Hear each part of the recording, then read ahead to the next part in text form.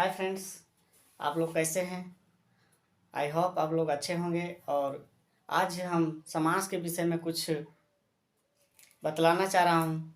तो I hope ये video आप लोग को अच्छा ही लगेगा और मैं उम्मीद करूँगा कि जहाँ कोशिश होगा बतलाने का अच्छी तरह से हम बताएंगे। तो चलिए समाज के विषय में थोड़ा सा जान लेते हैं। समास से दो शब्दों से मिलकर के बना है, सम प्लस आस। सम प्लस आस मतलब बोल रहा है कि अपने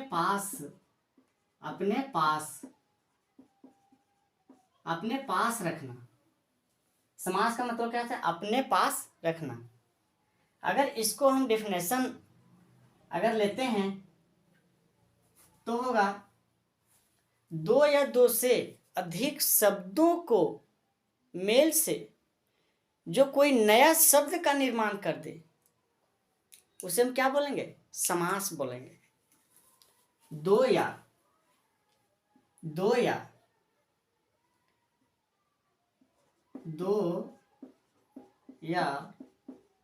दो से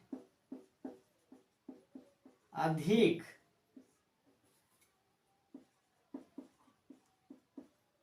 शब्दों के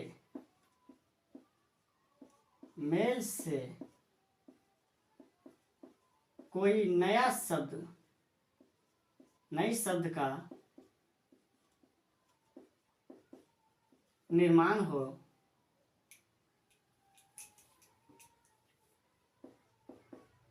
तो हम उसे समास कहते हैं। चलिए जान लेते हैं।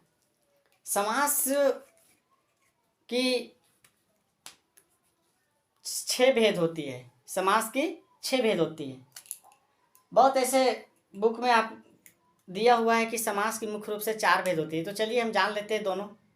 इसमें पहला हो गया समास का प्रकार। पहला हो गया या वही भाव समास। दूसरा हो गया बहुव्रीहि समास।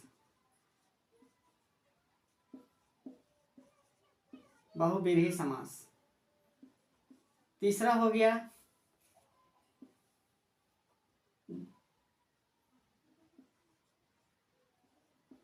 द्वंद्व समास। और चौथा हो गया तत्पुरुष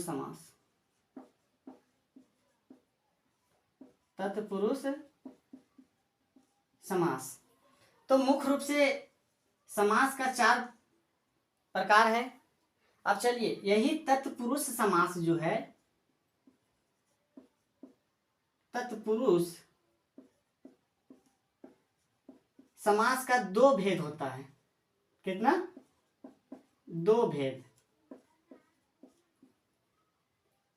होता है। ये हो गया, पहला हो गया कर्मधारय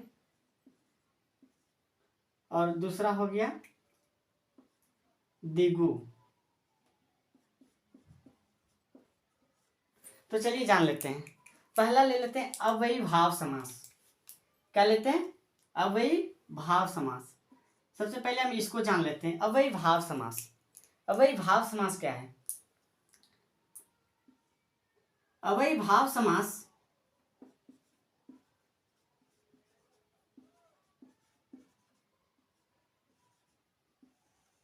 अव्ययी भाव समास को पहचानने का सरल तरीका है जिसका लिंग, धर्म, लिंग हो गया, काल हो गया, इस सबसे अव्ययी भाव समास का क्या है? कोई संबंध नहीं रहता है।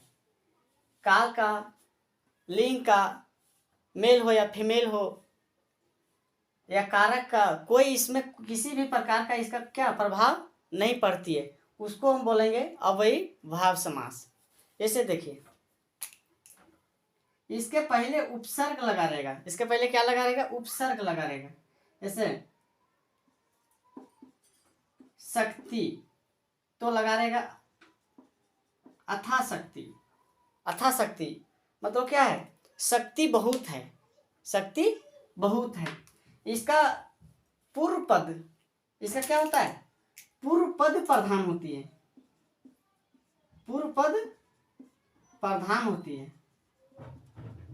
किसका? अवयवी भाव समास का। अब थोड़ा सा जान लेते हैं कि प्रधान क्या है। प्रधान क्या है तो कुछ शब्द बतलाते हैं। प्रधान हो गया आपका, गौण हो गया,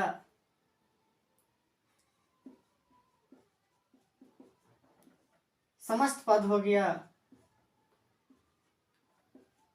उत्तर पद हो गया, पूर्व पद हो गया। ये सब क्या है? ये सब जान लेते हैं। पूर्व पद क्या है? पूर्व पद हो गया, जैसे बोले पूर्व पद, पूर्व पद में हो गया आपका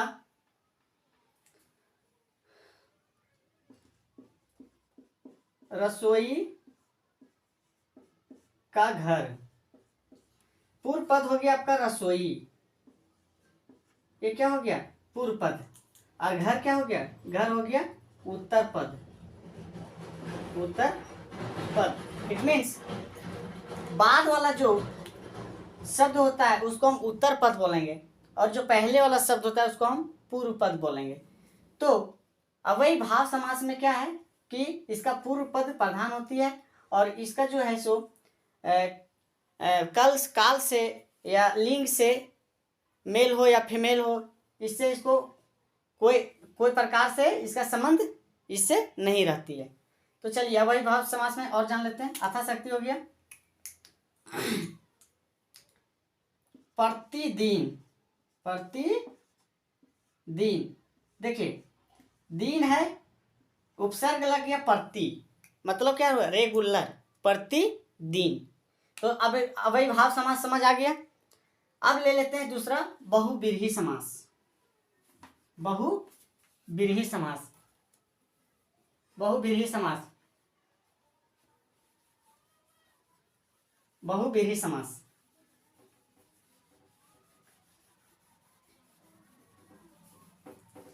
चलिए बहुव्रीहि समास, बहुव्रीहि समास में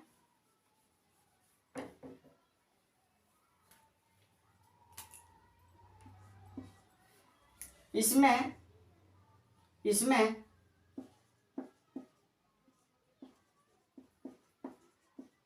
कोई पद प्रधान नहीं होते।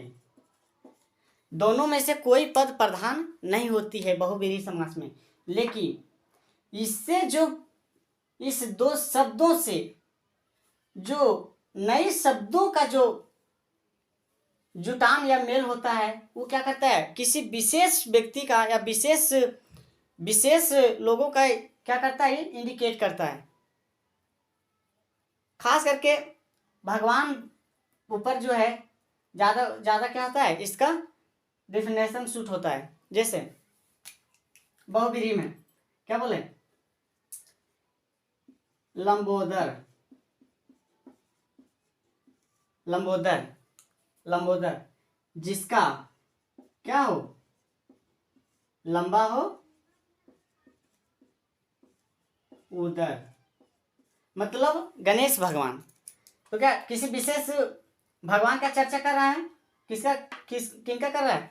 गणेश भगवान का चर्चा कर रहा है। दशानन, दशानन,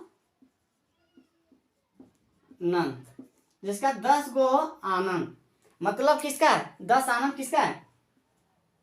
रावण का है ना। नीलकंठ,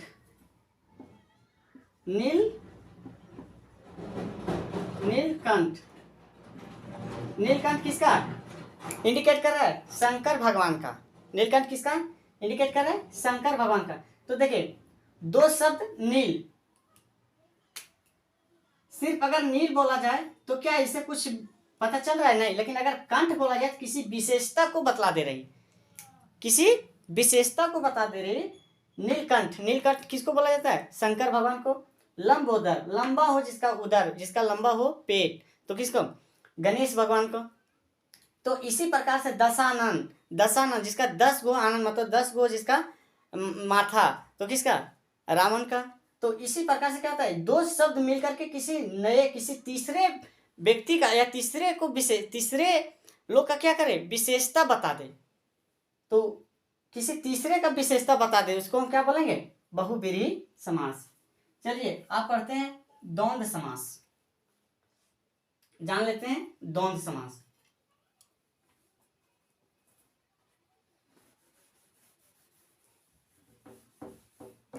द्वंद्व समास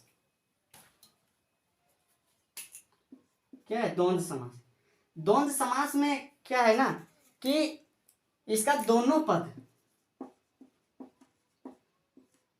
इसका दोनों पद क्या हो? प्रधान हो। इसका दोनों पद क्या है? प्रधान है। द्वंद्व समास, द्वंद्व समास में क्या है? जिसका दोनों पद प्रधान हो। जैसे दिन रात, दिन रात, दिन भी अपने आप में क्या हो? प्रधान है, और ये भी क्या अपने आप में प्रधान है। सुबह शाम, सुबह शाम, ये भी जो है सो ये भी अपने आप में प्रधान है, और ये भी प्रधान है। इससे भी कुछ सेंस निकल जाता है, इससे भी सेंस निकल जाता है। तो द्वंद्व समास आई होप आप लोग को समझ आ गया।